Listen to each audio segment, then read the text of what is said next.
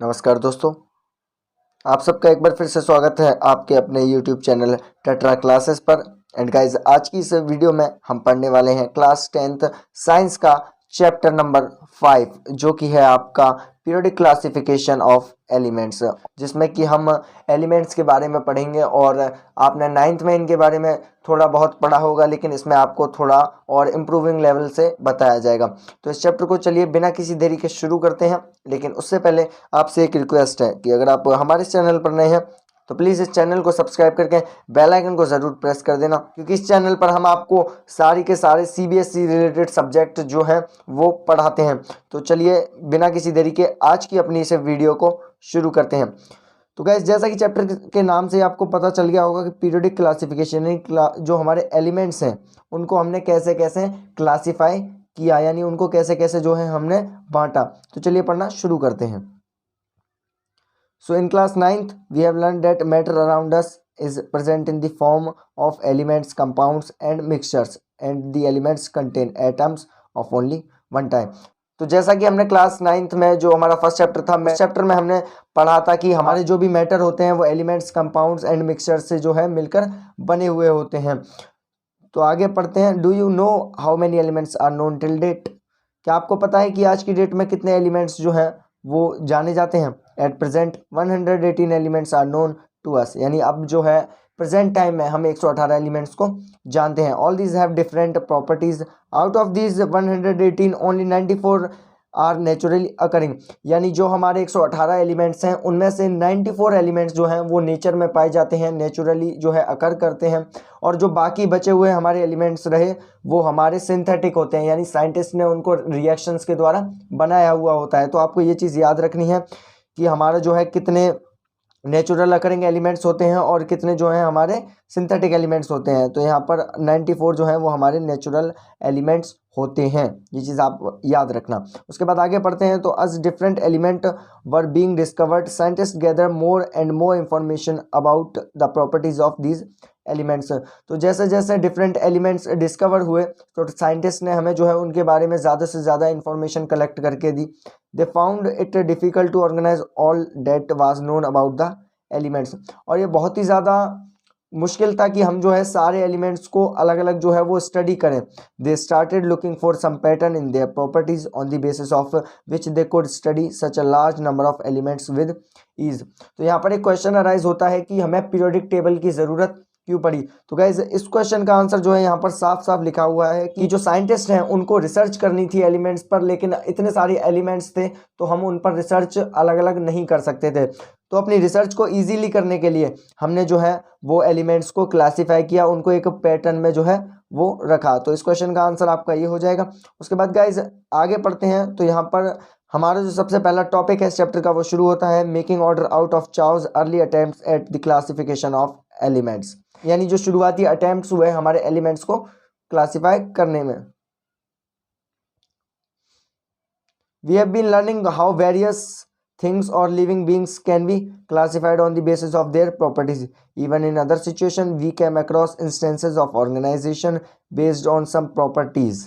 जैसा कि हम देखते हैं कि हमारे चारों तरफ चाहे वो लिविंग थिंग्स हो या फिर वो नॉन लिविंग थिंग्स हो, सब जो है वो अलग अलग लेवल पर क्लासिफाइड होती हैं। जैसे आप किसी दुकान पर जाते हैं तो आप देखोगे कि उसने साबुन के जो भी सेट्स होंगे वो एक जगह पर रखे हुए होंगे, जो भी उसकी नमकीन वगैरह होंगी वो एक जगह पर रखी हुई होंगी, और इस तरह से जो जो सामान जहाँ पर रखा जाता है उसने वहीं पर उस सारे सामान को अरेंज किया होगा। तो इस तरह से आप अपनी लाइफ में भी देख सकते हैं कि ह्यूमंस को भी अलग अलग कैटेगरीज में जो है वो डिवाइड किया जाता है। उसके बाद एनिमल्स को भी, कुछ एक्वाटिक एनिमल्स होते हैं, टेरेस्ट्रियल एनिमल्स होते हैं। तो इस तरह से जो है आप देखते हो कि हर चीज़ इस दुनिया में जो है वो क्लासीफाई की हुई है। For example, in shop soaps are kept together at one place while biscuits are kept together elsewhere. जैसा कि मैंने आपको एग्जांपल दिया कि किसी दुकान में जो साबुन है वो एक जगह पर एक साथ रखे हुए होते हैं और वहीं बिस्कुट जो है वो दूसरी जगह पर एक साथ रखे हुए होते हैं। Even among soaps bathing soaps are stacked separately from washing soap. और कहीं कहीं पर तो जो बाथिंग सोप्स होते हैं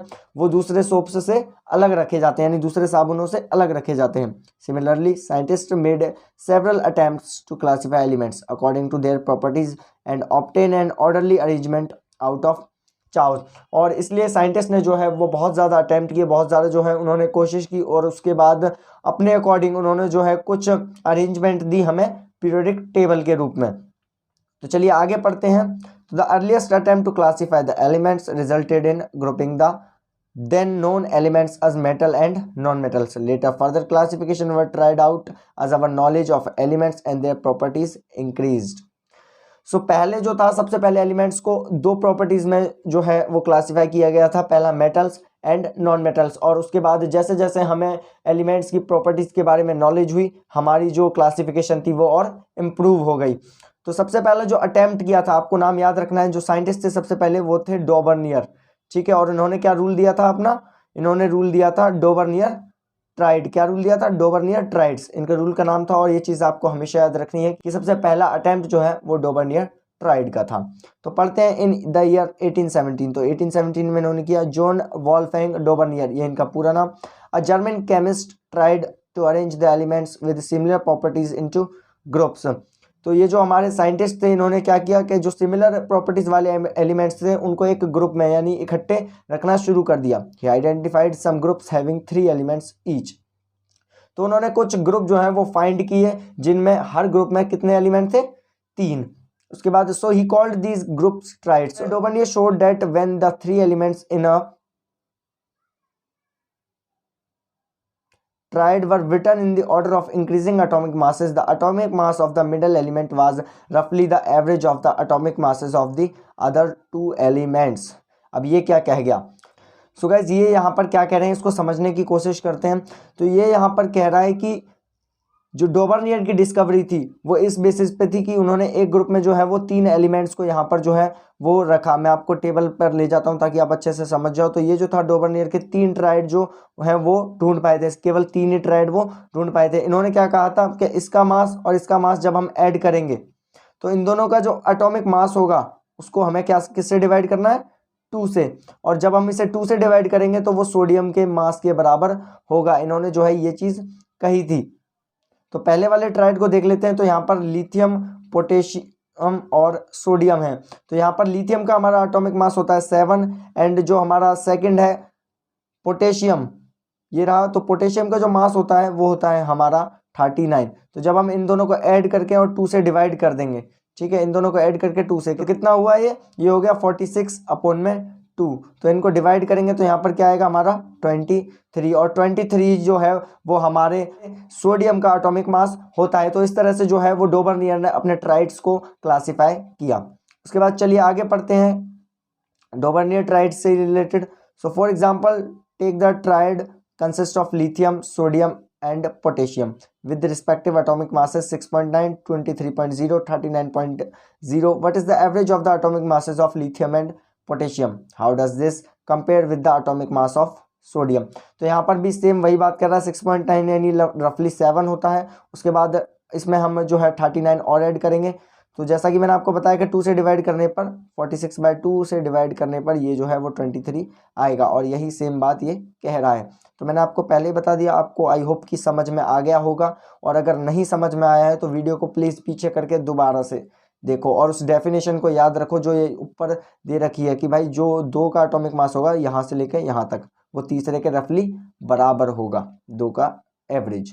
given below table 5.1 are some groups of 3 elements. These elements are arranged downwards in order of increasing atomic masses. Can you find out by which these form Dobbernier triads? तो ये कह रहा है कि ये table जो है वो हमें दिया गया है। अब हमें बताना है कि इसमें से कौन सा डॉबर्नियर ट्राइड है। तो यहाँ पर CaSr एंड Ba। तो यहाँ पर आप देख सकते हो 40 और 137 ये टोटल होता है हमारा 177। और जब हम 177 को 2 से डिवाइड करेंगे तो लगभग हमारा आएगा 89 के करीब। लेकिन यहाँ पर जो है 87 दे रखा है। तो ये जो है वो हमारा डॉबर्नियर का ट्राइड है, क्योंकि ये जो है वो इसके रफली एवरेज आ रहा है। ज़रूरी नहीं कि एकदम सेम हो, लेकिन रफली हो सकता है। और ये तीसरा वाला भी जो है वो है, क्योंकि आप 126 और 35 को ऐड करोगे और उसके बाद 2 से डिवाइड करोगे तो यही सेम आंसर आने वाला है। उसके बाद आगे पढ़ते हैं। तो you will find that groups B and C form Dobereiner triads. तो आपने देखा कि बी एंड सी जो हमारे ग्रुप थे उन्होंने डॉबर्नियर ट्राइड बनाया। डॉबर्नियर could identify only 3 triads from the elements known at that time. Table 5.2 hence this system of classification into triads was not found to be useful. यानी जो हमारे डोबर्नियर ने कोशिश की थी एलिमेंट्स को क्लासिफाई करने की वो ज़्यादा यूजफुल हमारे लिए साबित नहीं हुई, क्योंकि वो जो है सिर्फ 3 ही ट्राइड्स जो है वो बना पाए। और ये 3 ट्राइड जो है वो मैंने आपको बता दिए हैं, तो आपको जो है इनको याद रखना है और इनकी प्रैक्टिस करनी है और इनके एटॉमिक मासेस को भी अच्छे से याद करना है, आपके एग्जाम में पूछा जा सकता है।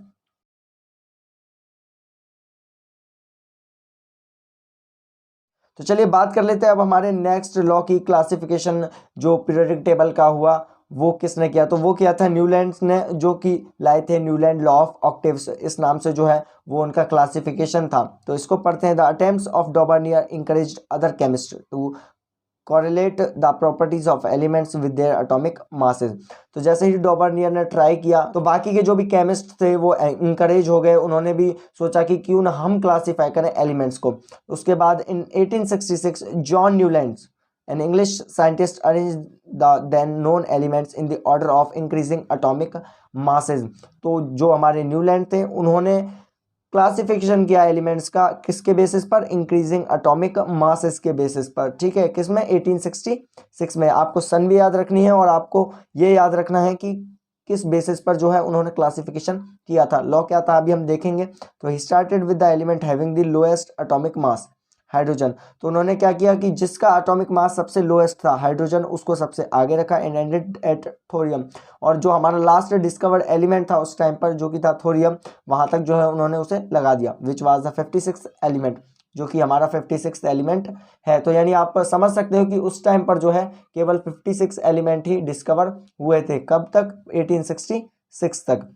ही found that every 8th element had properties similar to that of the first. और उन्होंने फाइंड किया, ये चीज़ उन्होंने ढूंढी कि जो हर 8वां एलिमेंट था उसकी जो प्रॉपर्टीज थी वो पहले एलिमेंट से मिल रही थी। अभी देखेंगे कैसे, एग्जांपल भी आपको दूंगा, लेकिन पहले पढ़ लेते हैं। तो he compared this to the octaves found in music. और उन्होंने जो ऑक्टेव्स यानी जो हमारे 7 सुर होते हैं जो पाए जाते हैं म्यूजिक में, उन्होंने उसके बेसिस पर जो है उससे कंपेयर कर दिया उन्होंने। जैसा सा रे गा मा पा दा नी, ये जो है हमारे 7 सुर होते हैं, उसके बाद दोबारा सा आ जाता है। तो इस तरह से उन्होंने इसको अज्यूम किया। Therefore he called it law of octaves. और इसलिए जो सुर होते हैं हमारे उनको ऑक्टेव्स कहते हैं, तो उन्होंने इसका नाम रख दिया law of octaves. It is known as a Newlands law of octaves. In Newland's octaves, the properties of lithium and sodium were found to be the same. Sodium is the 8th element after lithium। तो यहाँ पर ये कह रहा है कि जो triad डोबर्नियर ने दिया था, जिसमें कि हमारे लिथियम, सोडियम और पोटेशियम एक लाइन में लगे हुए थे, वही सेम ट्रायड जो है वो न्यूलैंड की टेबल में भी फॉलो किया गया। और आप देखोगे अगर अपना पीरियोडिक टेबल, तो उसमें भी जो है ये लॉ फॉलो किया गया है। तो इससे हमें पता चलता है कि डोबर्नियर का जो लॉ था वो काफ़ी हद तक ठीक था। तो आगे देखते हैं। तो similarly beryllium and magnesium resemble each other. Part of the original form of Newlands octaves is given in table 5.3। तो जैसा कि बेरिलियम एंड मैग्नीशियम ने भी जो है एक दूसरे को रिजेंबल कर दिया था, एक दूसरे की जगह पर ये आ गए थे न्यूलैंड के टेबल में। तो टेबल देख लेते हैं न्यूलैंड का, ताकि आपको अच्छे से समझ में आए। तो ये जो है वो न्यूलैंड्स लॉ ऑफ ऑक्टेव्स है, जो लॉ था उनका। तो यहाँ पर आप देख सकते हो कि जो हमारा सा रे ग म पा द नी, ये जो हमारे 7 सुर लिखे हुए हैं। और इन्होंने कहा था कि जो ये फर्स्ट एलिमेंट है इसकी जो प्रॉपर्टीज हैं वो 8th एलिमेंट से मैच करेंगी। और इन्होंने इस टेबल को बनाया था इंक्रीजिंग एटॉमिक मास के बेसिस पे। और ये चीज़ आपको जो है सारी याद रखनी है। इन्होंने जो है थोरियम तक बनाया था, मैंने आपको पहले ही बता दिया, तो वो आपको याद रखना है। और आपको जो है इस टेबल को भी अच्छे से अपने दिमाग में बैठा लेना है। उसके बाद चलिए अब आगे पढ़ते हैं इसी लॉ के बारे में। It was found that the law of octaves was applicable only up to calcium. और जो हमारे साइंटिस्ट हैं उन्होंने बाद में देखा कि जो हमारा लॉ ऑफ ऑक्टेव्स था वो कहाँ तक अप्लाई हो रहा था, सिर्फ कैल्शियम तक। कैल्शियम के बाद जो है ये लॉ बिल्कुल फेल हो गया था। As after calcium every 8 element did not possess properties similar to the that of the first. तो कैल्शियम के बाद जो हर 8वां एलिमेंट था वो पहले एलिमेंट जैसी प्रॉपर्टीज को शो नहीं कर रहा था। यहाँ पर जैसा कि हम देख सकते हैं कि जो हमारा कैल्शियम है उसके बाद जो एलिमेंट्स लगाए थे न्यूलैंड ने, इनकी प्रॉपर्टीज जो थी वो इनसे सेम नहीं कर रही थी। केवल कैल्शियम तक ही जो है वो न्यूलैंड का लॉ एप्लीकेबल था।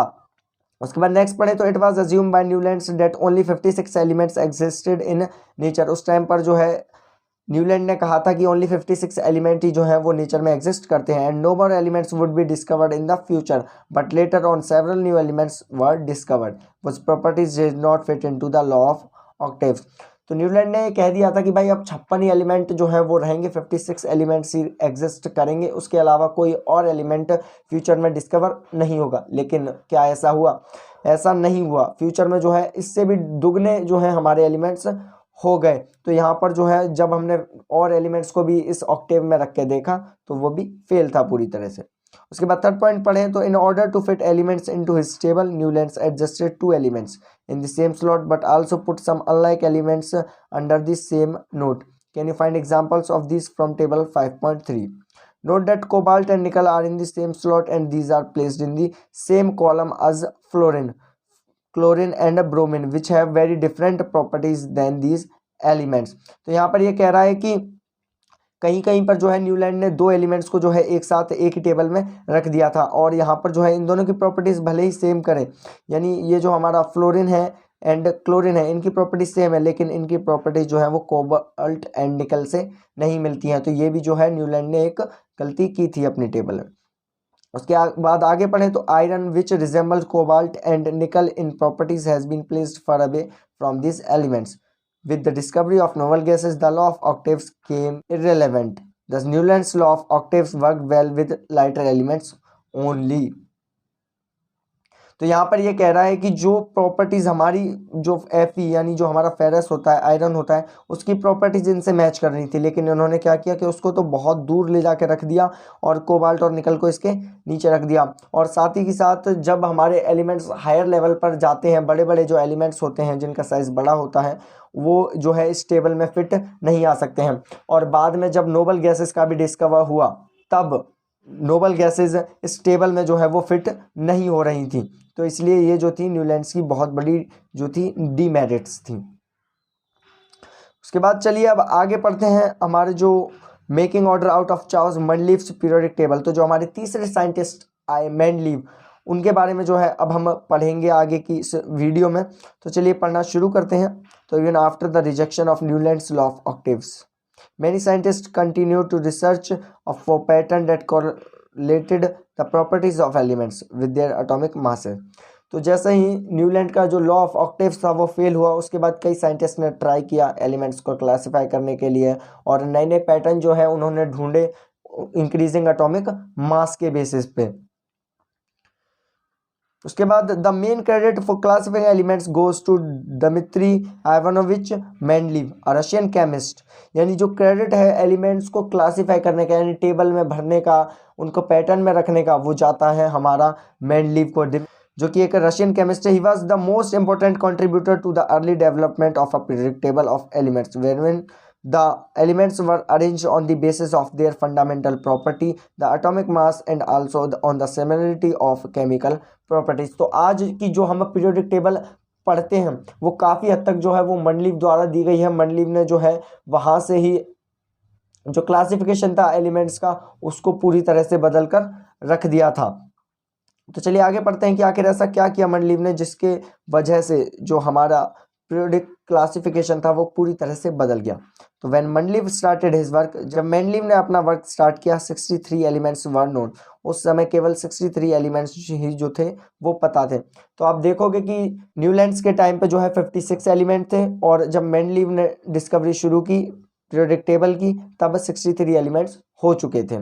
He examine the relationship between the atomic masses of the elements and their physical and chemical properties. तो उन्होंने जो है वो एग्जामिन किया जो भी हमारे एलिमेंट्स थे उनकी प्रॉपर्टीज़ को, और उन्होंने एटॉमिक मास और उनकी फिजिकल एंड केमिकल प्रॉपर्टीज़ के बीच में रिलेशन बनाया। Among chemical properties Mendeleev concentrated on the compounds form by elements with oxygen and hydrogen. तो मंडलीव ने क्या किया कि हर एलिमेंट को, जितने भी एलिमेंट उसमें थे उस टाइम डिस्कवर्ड, उनको ऑक्सीजन और हाइड्रोजन दोनों से जो है वो रिएक्ट करवाया। He selected hydrogen and oxygen as they are very reactive and formed compounds with most elements. और उन्होंने ऑक्सीजन और हाइड्रोजन को इसीलिए लिया क्योंकि जो हमारे ऑक्सीजन और हाइड्रोजन होते हैं वो बहुत ज़्यादा रिएक्टिव होते हैं और वो किसी के भी साथ रिएक्ट करके कंपाउंड बना लेते हैं। ये चीज़ आपसे एग्जाम में पूछी जा सकती है कि मेंडलीव ने केवल हाइड्रोजन एंड ऑक्सीजन को ही क्यों लिया, तो आपको जो है ये चीज़ याद होनी चाहिए। The formula of the hydrates and the oxides formed by an element were treated as one of the basic properties of any element for its classification। तो यहाँ पर हाइड्राइड्स जो है उन्हें कहा गया है जो हाइड्रोजन से रिएक्ट करते हैं, एंड ऑक्साइड्स उन्हें कहा गया है जो ऑक्सीजन से रिएक्ट करते हैं। तो उन्होंने सबकी हाइड्राइड्स और ऑक्साइड्स जो हैं वो बनाई ताकि वो क्लासिफिकेशन कर सकें। चलिए अब आगे पढ़ते हैं। So he then took 63 cards and on each card he wrote down the properties of one element.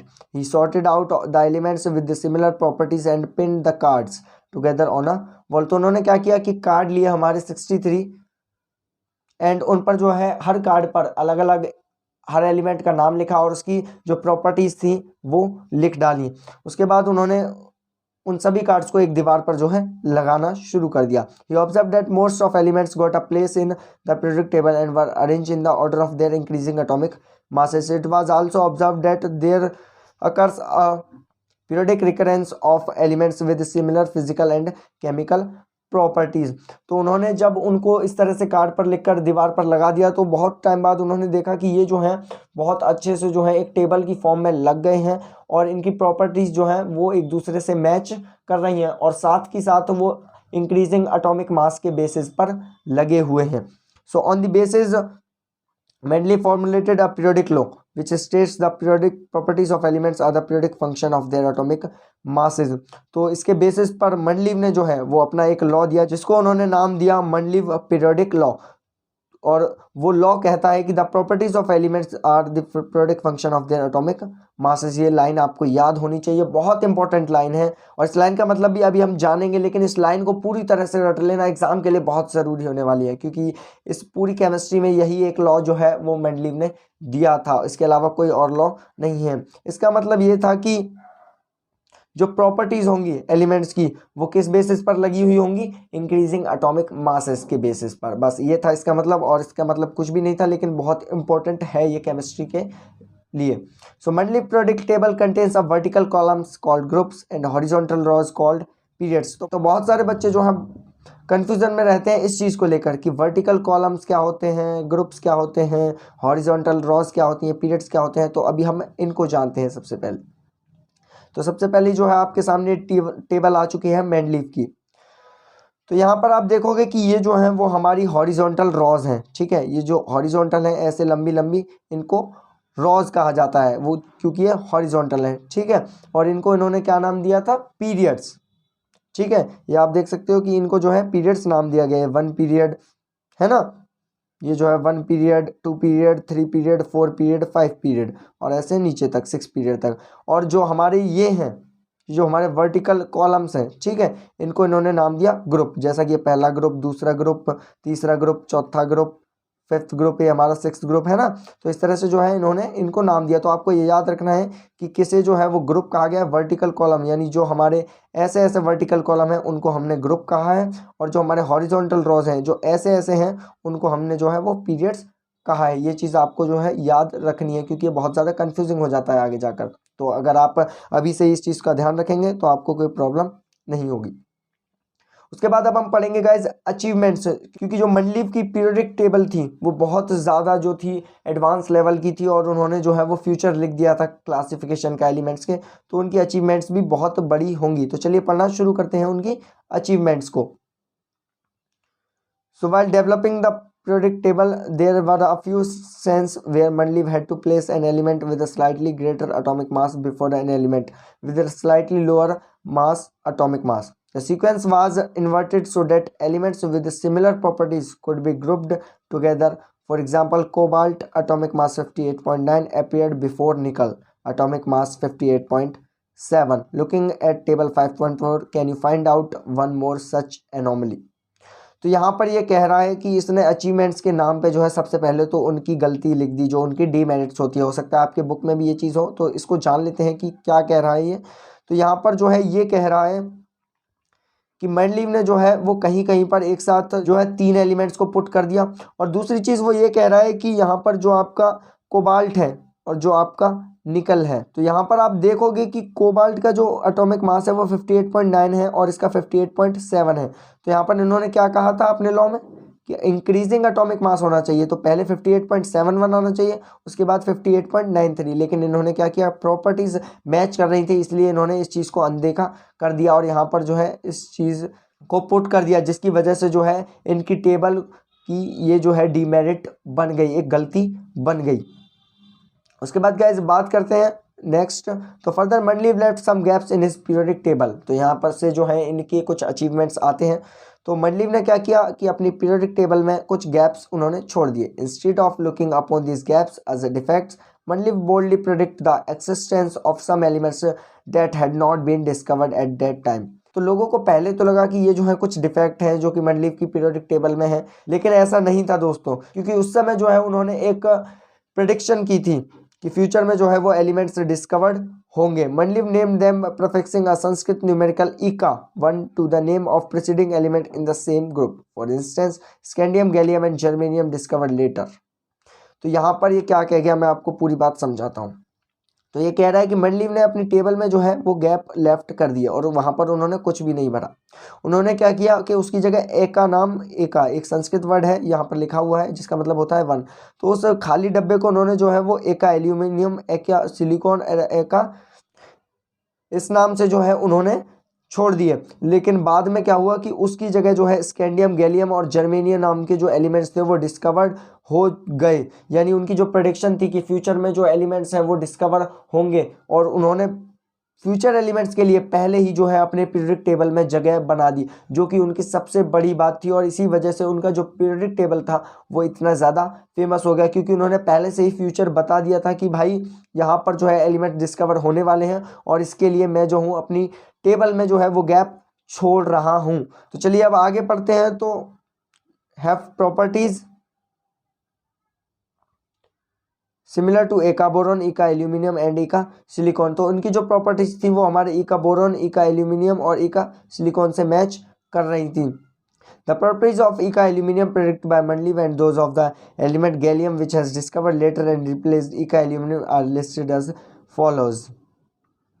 तो यहाँ पर जो है जो हमारा इका एल्यूमिनियम था जिसकी जो प्रॉपर्टीज थी वो मंडलीव ने प्रेडिक्ट की थी, और जो हमारा बाद में गैलियम डिस्कवर हुआ, यहाँ पर ये एल्यूमिनियम जिसकी प्रॉपर्टीज जो है वो प्रेडिक्ट की गई थी, और ये गैलियम जिसकी प्रॉपर्टीज जो है वो आई उभर कर सामने जब इसका डिस्कवर हुआ। तो आप देख सकते हो कि दोनों में बहुत ज़्यादा सिमिलरिटी है, यानी कितनी बोल्ड प्रेडिक्शन थी, कितनी अच्छी प्रेडिक्शन थी मंडलीव की इस बारे में कि फ्यूचर में जो एलिमेंट डिस्कवर होगा उसकी लगभग यही जो है वो मेजरमेंट होंगी। यहाँ पर आप देख सकते हो कि उन्होंने जो है वो इसकी ऑक्साइड बनाई, यानी जब ऑक्सीजन से इका एल्यूमिनियम को रिएक्ट करवाया तो E2O3 जो है वो यहाँ पर उन्होंने फॉर्मूला दिया कि भाई E2O3 बनेगा, और बाद में जब गैलियम डिस्कवर हुआ इसकी जगह पर इका एल्यूमिनियम, एल्यूमिनियम नहीं इका एल्यूमिनियम, तो यहाँ पर जो है Ga2O3 यानी सेम फॉर्मूला जो है उसका भी बना।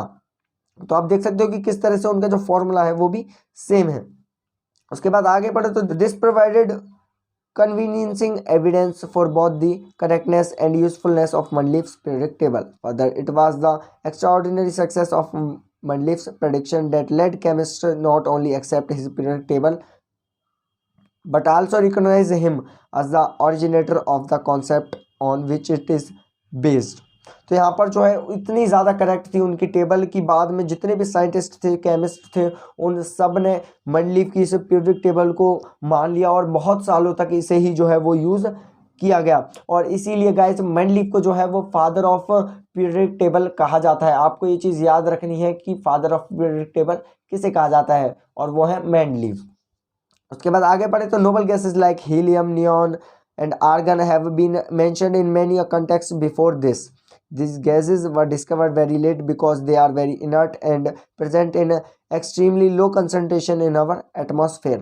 तो यहाँ पर अब बात हो रही है नोबल गैसेस की, जो कि मंडलीव की पीरियोडिक टेबल के बहुत बाद में जाकर जो है वो डिस्कवर की गई, क्योंकि पहले इन्हें डिस्कवर करना बहुत मुश्किल था, हमारे पास इतनी टेक्नोलॉजी नहीं थी, और ये जो है वो बहुत ज़्यादा लो कॉन्सेंट्रेशन में प्रेजेंट है हमारे एटमॉस्फेयर में, इसलिए इनको ढूंढना उस समय पॉसिबल नहीं था। लेकिन जब बाद में इनका डिस्कवर हुआ, one of the strengths of Mendeleev periodic table was that when the gases were discovered they could be placed in a new group without disturbing the existing order. तो यहाँ पर ये जो थी वो एक और बड़ी चीज़ उन्होंने डिस्कवर कर दी थी कि जैसे ही हमारी नोबल गैसेस की डिस्कवरी हुई तो उनको तुरंत एक अलग ग्रुप दे दिया गया और इसमें जो है हमें मंडलीफ के एलिमेंट्स को छेड़ना भी नहीं पड़ा। हमने सिर्फ मंडलीफ की टेबल में एक और जो है वो ब्लॉक बना दिया और वहाँ पर जो है एलिमेंट्स को पुट कर दिया। उसके बाद अब चलिए बात कर लेते हैं लिमिटेशंस की मंडलीफ क्लासिफिकेशन के। तो electronic configuration of hydrogen resembles that of alkali metals like alkali metals hydrogen combines with halogens oxygen and sulfur to form compounds having similar formula as shown in the example here। तो यहाँ पर ये कह रहा है कि उन्होंने जो है हाइड्रोजन की वो सही पोजीशन को नहीं बता पाई, क्योंकि हाइड्रोजन जो है वो हमारा जो अल्कली मेटल्स के साथ भी रिएक्ट हो जाता है, वो ऑक्सीजन के साथ भी रिएक्ट हो जाता है और वो सल्फर के साथ भी रिएक्ट हो रहा है जो मेटल है। तो यहाँ पर उसका पता नहीं चल पा रहा है कि उसकी पोजीशन क्या है और ना ही इस पोजीशन को अभी तक हमारी जो मॉडर्न पीरियोडिक टेबल है उसमें क्लासिफाई किया गया है। तो ये भी जो थी उनकी एक लिमिटेशन थी कि वो जो है हाइड्रोजन की सही पोजीशन नहीं बता पाए। On the other hand just like halogens hydrogen also existing as diatomic molecules and it combines with metals and non metals to form covalent compounds.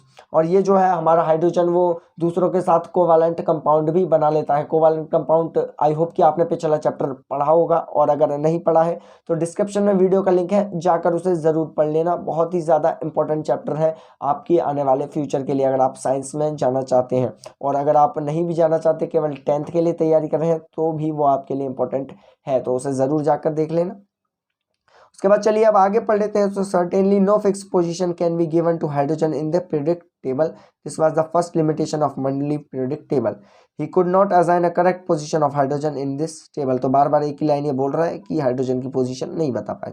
Isotopes were discovered long after Mendeleev had proposed his periodic classification of elements। Let us recall that isotopes of an element have similar chemical properties but different atomic masses। तो जो हमारे isotopes होते हैं हमारे जिनकी chemical properties तो same हो लेकिन उनका एटॉमिक मास अलग अलग हो। तो जब बाद में आइसोटॉप्स की डिस्कवरी हुई तो अभी वो मंडलीफ की जो टेबल थी उसके लिए बहुत ज़्यादा दिक्कत देने वाली थी, क्योंकि आइसोटॉप्स की डिस्कवरी के बाद आइसोटॉप्स भी जो है वो उसमें पुट नहीं हो रहे थे, क्योंकि उन्होंने जो है वो इंक्रीजिंग एटॉमिक मास पे लगाया था। और जब दो एलिमेंट के मास अलग अलग हैं, भले ही उनकी प्रॉपर्टीज सेम हो लेकिन मास अलग अलग हैं, तो उनको अलग अलग जगह रखना पड़ेगा, जो कि बहुत ज़्यादा मुश्किल था मंडलीफ की पीरियोडिक टेबल में। उसके बाद the isotopes of an element posed a challenge to Mendeleev's periodic law। Another problem was that the atomic masses do not increase in a regular manner in going from one element to the next, so it was not possible to predict how many elements could be discovered between the two elements, especially when they consider as the heavier elements।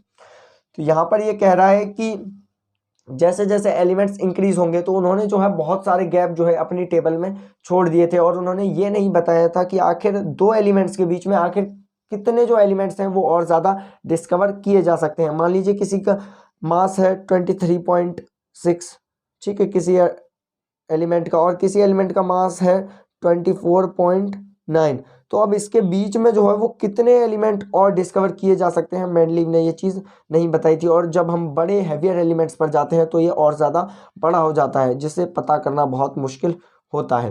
तो ये थी guys limitations. और अब जो हमारा next topic पढ़ेंगे हम making order out of charts the modern periodic table, ये जो हम नेक्स्ट वीडियो में पढ़ेंगे। आई होप कि आपको आज की ये वीडियो बहुत ज़्यादा पसंद आई होगी। अगर आपको ये वीडियो सच में अच्छी लगी हो तो प्लीज़ वीडियो को लाइक ज़रूर कर देना, और सेकंड पार्ट को भी मैं जल्दी अपलोड कर दूंगा, तो जाकर ज़रूर देख लेना। So thank you so much guys for watching this video and good bye. मिलते हैं नेक्स्ट वीडियो में अपने इस पार्ट 2 को पूरा करने के लिए। So good bye guys.